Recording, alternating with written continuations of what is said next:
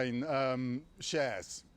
They're lower, so if you're investing in them, not great news, but let's see how everyone recovers from this. IAG, the owner of British Airways, closed nearly 2% off in London. BA's chief executive said the cancellations will have a huge impact on its clients over the coming days. Lufthansa and Air France were lower as well. The impact extends well beyond Heathrow. One analyst estimates it could cost airlines hundreds of millions of dollars. Now, Meghna Maharishi is a airline reporter at Skift. I mean, what do you make there of what Richard was saying? Presuming you're hearing the same things from the airlines, pretty frustrated that they're bearing the brunt of all of this. Yeah, there's definitely a lot of frustration going across the industry and obviously also among customers who are stranded at Heathrow. I think this isn't the first time there's been a complete meltdown. I mean, even during the summer, there was that CrowdStrike outage, which caused flights everywhere to be temporarily canceled. And airlines had to bear the brunt of those costs when it came to compensating passengers. It also took, for example, Delta Airlines 5 days to recover from that outage.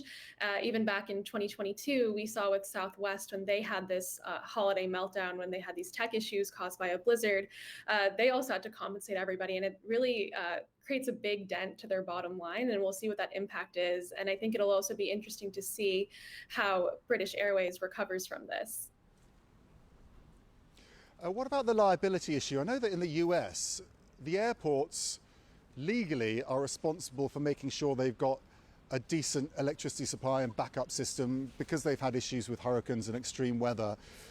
Shouldn't airports like Heathrow have the same responsibilities? Because everyone feels like it's the airport's fault, but the airport is saying it isn't.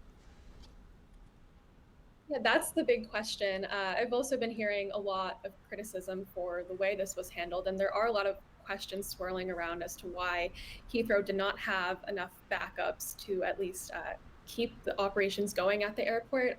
That's a really big question we're all wondering here right now, and it'll be interesting to see what comes out of the investigation and also what reforms Heathrow will have to make. These sorts of events, I think we typically think they're unprecedented in a sense, or they won't happen, or they're very rare. So I think that's where the lack of liability from Heathrow is coming on, because this is like a unprecedented catastrophic event. But as I said, it'll be interesting to see what comes out of the investigations on this. For people investing in airline stocks, what's the advice?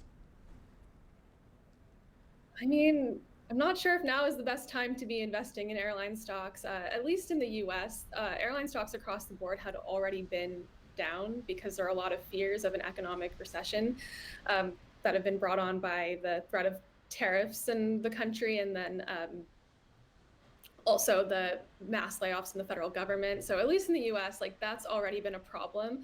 And this shutdown in Heathrow further caused those stocks to dive. I think also in Europe, I think that uncertainty will spread. So I generally would not recommend investing in airline stocks. And this Heathrow incident definitely doesn't help. And we've really got a taste today about how connected the airline industry is. I know that sounds really obvious, because it's a global industry, but there are certain hubs like Heathrow that can have this huge knock-on effect. And that's really difficult, isn't it, for the big airlines abroad who've got something completely unpredictable because of different regulations in different countries that they can't control. Yeah, there's definitely a cascading effect when it comes to these sorts of meltdowns. We also saw in the summer with CrowdStrike. I think it's just a good example because it was also another sort of like global outage where it takes time to get back to normal. And I think with Heathrow, it's going to be the same thing. I think the airlines that are more exposed to Heathrow, it might take them longer to really get their operations resuming completely back to normal. I know, at least in the US, United Airlines has already said that it plans to resume operations for its flights out of Heathrow tonight. Delta said it's planning to resume flights on Saturday. And then I also know with British Airways, their CEO said this morning that they expect the impact of this to last for days. It's always interesting to see the sort of cascading effects of this because airlines are also having to coordinate crews, they're also having to coordinate baggage, and then also compensation. Okay, thank you so much for joining us.